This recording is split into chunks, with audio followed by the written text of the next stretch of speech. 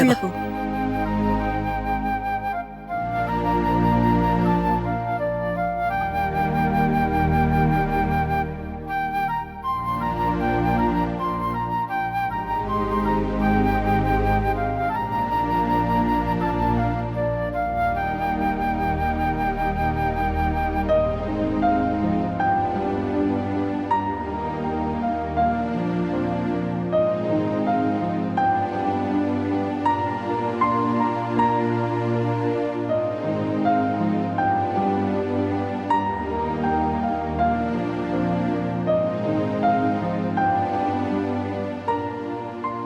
என்ன அனு அதிசயமா பாக்குற?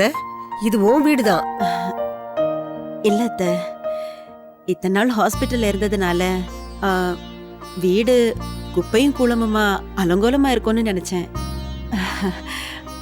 ஆனா தொடச்சு வச்ச குத்து விளக்கு மாதிரி இவ்ளோ பளிச்சுன்னு லட்சுமிகரமா இருக்கே. இது எல்லாத்துக்கும் காரணம் உன் பொண்ணு நிவேதா தான். நீ இல்லாத சமயத்துல வீட்டை பொறுப்பா பாத்துக்கிட்டது இவதான். நிவேதாவா? நிவேதாவுக்கு அவ்வளவு பொறுப்பு வந்துருச்சா? என்னால நம்பவே முடியல. நான் அக்கா தான் செஞ்சிருப்பாங்கன்னு நினைச்சேன். இதுக்கெல்லாம் உங்க அக்காவுக்கு ஏது நேரம்? அவங்க வீட்டையும் கவனிச்சுக்கிட்டு ஹாஸ்பிட்டல்ல வந்து உன்னையும் பாத்துக்கிட்டு எப்படி முடியும்? என்ன அனு, நீ இல்லாதப்போ நிவேதா தான் வீட்டை பொறுப்பா பாத்துக்கிட்டான்னு சொன்னா ஏன் நம்ப மாட்டேங்கிற? எப்படி எனக்கு நம்பிக்கை வரும் அத்தை? நான் வீட்டுல இருக்கிறப்போ நிவேதா ஒரு துரும்பு கூட நகர்த்தி வைக்க மாட்டா. இப்படி பொறுப்பு இல்லாம இருக்காளே, புருஷன் வீட்டுக்கு போய் இவ எப்படி குடும்பம் நடத்த போறாளோன்னு நான் எவ்வளவு கவலைப்பட்டிருக்கேன். தப்பு உண்மையிலேயே இருக்கானு. குழந்தைகளை எந்த வேலையை செய்ய விடாம எல்லாத்தையும் நீயே இழுத்து போட்டுக்கிட்டு செஞ்ச. அப்புறம் அவங்கள குறை சொல்றதுல என்ன அர்த்தம்? அனு, சந்தர்ப்பம் வந்தா பெண்களுக்கு எல்லா பொறுப்பும் தானா வந்துரும். ருக்கு அமெரிக்கா போனப்போ அந்த நாட்டை பத்தி அவளுக்கு என்ன தெரியும்? அங்க போனதுக்கு அப்புறம் தானே எல்லாத்தையும் கத்துக்கிட்டா. ஏன் இப்படி மாத்தி மாத்தி எல்லாரும் என்னையே புகழ்றீங்க? வீட்டை கவனிச்சுக்கிட்டதுல மஞ்சுவுக்கும் சந்தோஷுக்கும் கூட பங்கு இருக்கு.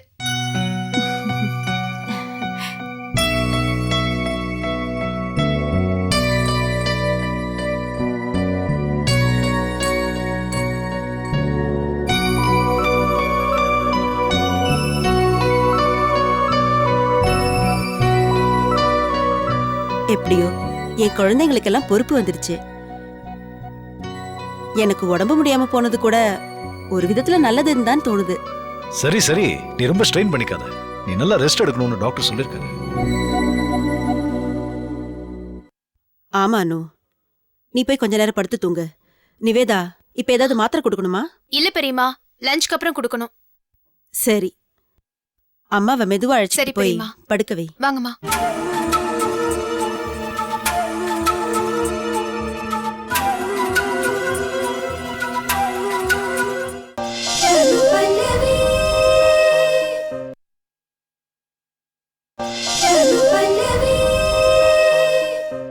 அந்த பிரேம நான் எப்படியே மிரட்டி பாட்டேயா, ஆள் மசிய மாட்டேங்கிறாயா.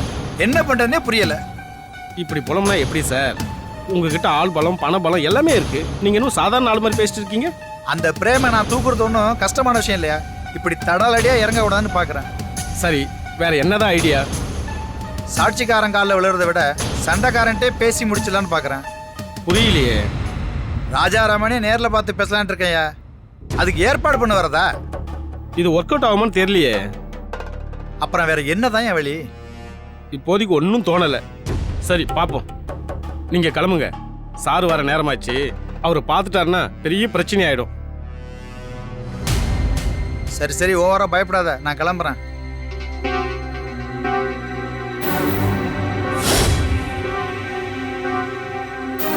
Good morning Narayan sir.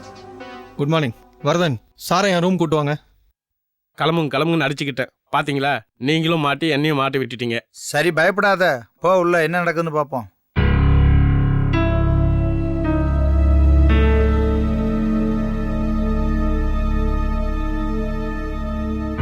உட்காருங்க.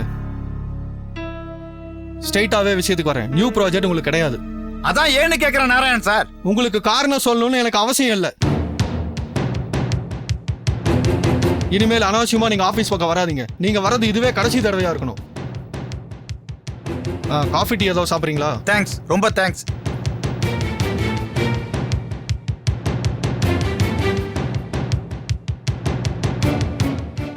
எல்லாம் ஓகே ஜெனிஃபர், ஆனால் மேன் பவர் தான் ப்ராப்ளம். கன்ஸ்ட்ரக்ஷன் ஒர்க்குக்கு இப்போ லேபரர்ஸ் கிடைக்கிறது ரொம்ப ப்ராப்ளமாக இருக்கு. No problem Sundaram sir.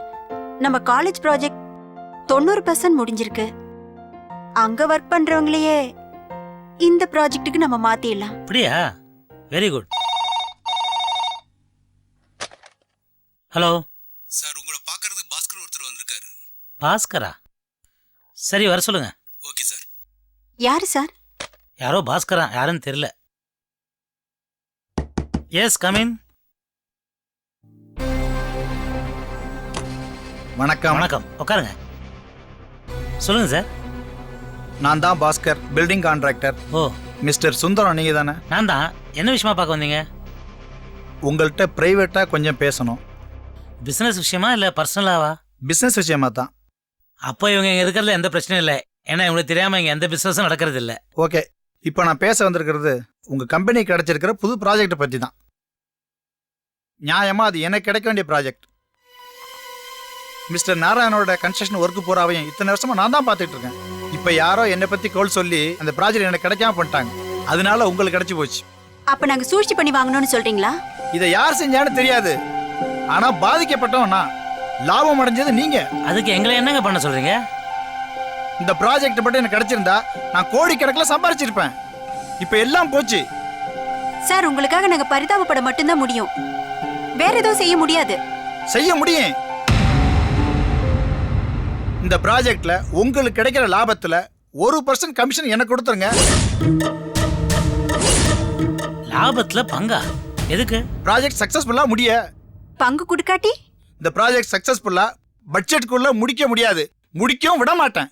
என்ன மிரட்டுறீங்களா? இங்க பாருங்க சார், நியாயமா இருக்கிறவங்க கோழையா இருப்பாங்கன்னு நினைச்சீங்கன்னா அது ரொம்ப தப்பு. உங்களால என்ன முடியுமோ அதை நீங்க செய்யுங்க. நாங்க நிச்சயமா கமிஷன் கொடுக்க மாட்டோம். நீங்க கமிஷன் கொடுக்க வேண்டாம், நானே எடுத்துக்கிறேன். புரியலையா? கான்ட்ராக்ட் உங்க பேர்ல இருக்கட்டும், கன்ஸ்ட்ரக்ஷன் ஒர்க்கை என்கிட்ட விட்டுருங்க. லாபத்தை அதிகமா ஈட்டுறேன், எக்ஸ்ட்ரா லாபத்தை நான் எடுத்துக்கிறேன். கான்ட்ராக்டை ஏன் நாராயணன் சார் உங்ககிட்ட இருந்து என்கிட்ட மாத்தினார்ன்றதே இப்பதானே புரியுது. உங்களெல்லாம் உள்ள விட்டதே தப்பு. இந்த மாதிரி அண்டர் கிரவுண்ட் டீலிங்ஸ்க்கெல்லாம் இதடம் இல்ல. You just get out. என்ன கெட் அவுட்டா? ஆமா, அதுக்கு வெளியில போன்னு தமிழ்ல அர்த்தம். வெளியில போ. வெளியில போட்டா என்ன பண்ணுவீங்க? போலீஸுக்கு ஃபோன் பண்ணி வரவேற்பேன். அவங்க உங்களை மரியாதையா கூட்டு போவாங்க. போதுமா? நான் உங்க முதலாளி ராஜாராமட்ட போய் பேசுறேன். ராஜாராம கிட்ட நீங்க பேச முடியாது. அப்படியே அவர்கிட்ட இந்த ப்ரொபோசல் பத்தி நீங்க பேசினா அவர் உங்க மூஞ்சில காரி துப்புவாரு. என்ன முறைக்கிறீங்க? ஐ சே யூ கெட் அவுட். அப்புறம் பாத்துக்கிறேன்.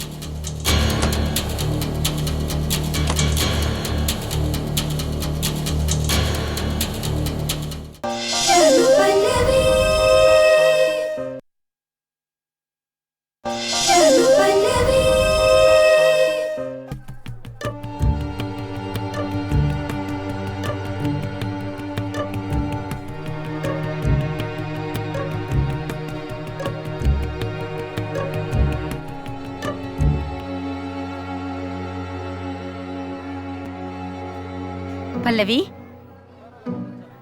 உன்னை பார்த்து எத்தனை நாள் ஆச்சு? என்னடி ஆள் ரொம்ப டல்லா இருக்க? உன் ஹஸ்பண்டோட ஏதாவது பிரச்சனையா? ச்சே, நான் ஒருத்தி மத்த ஃப்ரெண்ட்ஸ் கிட்ட எல்லாம் கேக்குற மாதிரி உன்கிட்டயும் கேக்குறேன். நீயும் உன் ஹஸ்பண்ட் ராஜாராமனும் மேட்ச் ஃபார் ஈச் அதர் ஆச்சே. உங்களுக்குள்ள என்ன பிரச்சனை வரப்போகுது? இல்ல கல்பனா, அதெல்லாம் போய். என்னடி சொல்ற? மீட் ஃபார் ஈச் அதர்ன்னு சொல்லியே அந்த வார்த்தைக்கு நான் கொஞ்சம் கூட அருகதை இல்லாதவ. என்னடி இது? என் ஃப்ரெண்டு பல்லவி கலங்கி போய் இது வரைக்கும் நான் பார்த்ததே இல்லையே. இப்ப என்னடானா இப்படி கண்ணீர் விட்டுட்டு இருக்க? என்னடி ஆச்சு? எல்லாத்தையும் தெளிவா சொல்லு. என் ஹஸ்பண்டுக்கு ஏற்கனவே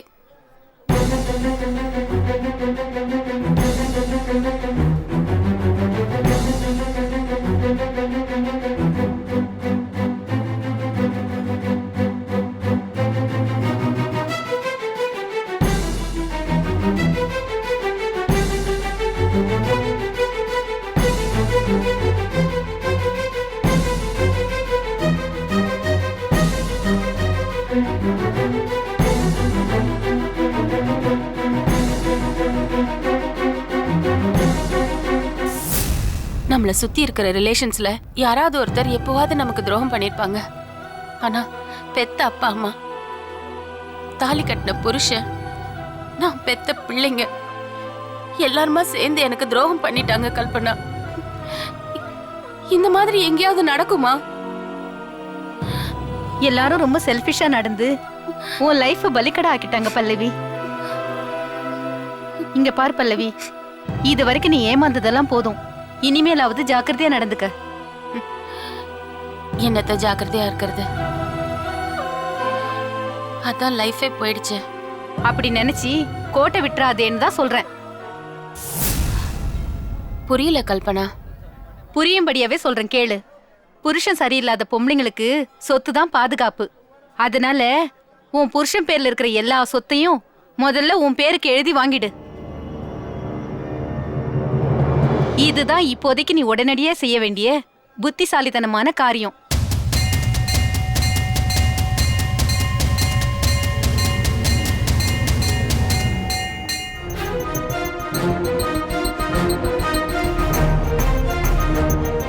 புருஷன் சரியில்லாத பொம்பளைங்களுக்கு சொத்து தான் பாதுகாப்பு.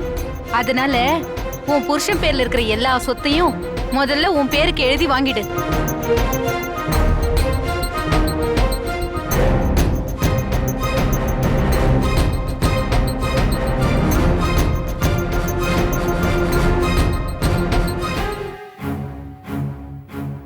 கார்த்தி, என்னம்மா? லாயரோட நம்பர் வேணும். எதுக்குமா? காரணம் சொன்னாதான் நம்பர் கொடுப்பியா? சொல்லுடா. தெரிஞ்சுக்கிறதுல தப்பு இல்லையே.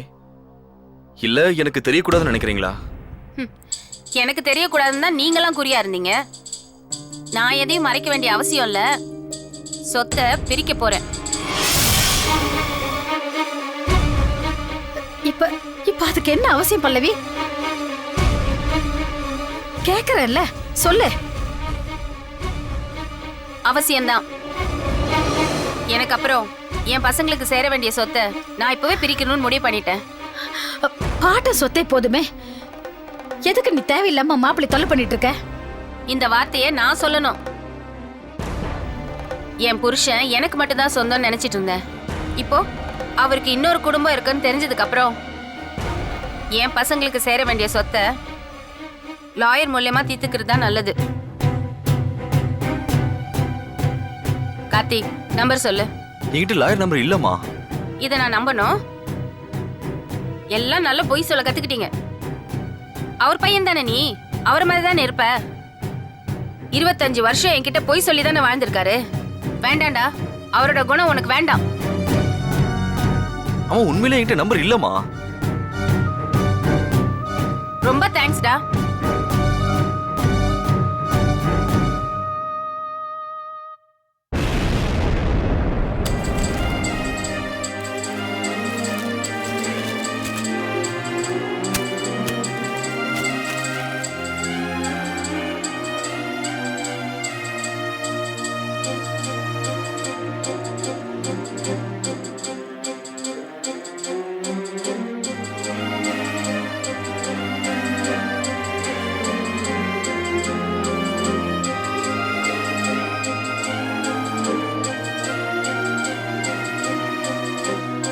யார் வேலை அது?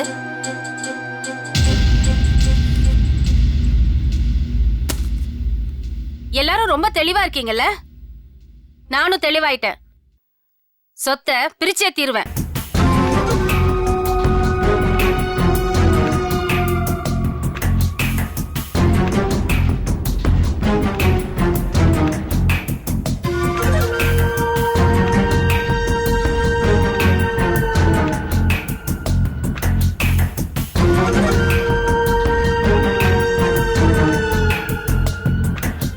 யாரு பாட்டி லாயர் நம்பர் அடிச்சது? நான் தாண்டா. ஏன்?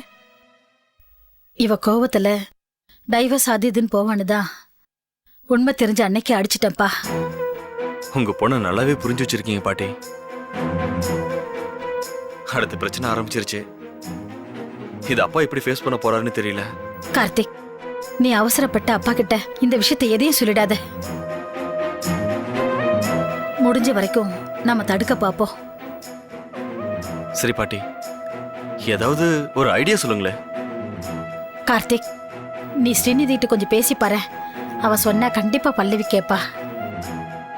நீ சொல்றது கரெக்ட் பாட்டி, நான் ட்ரை பண்றேன்.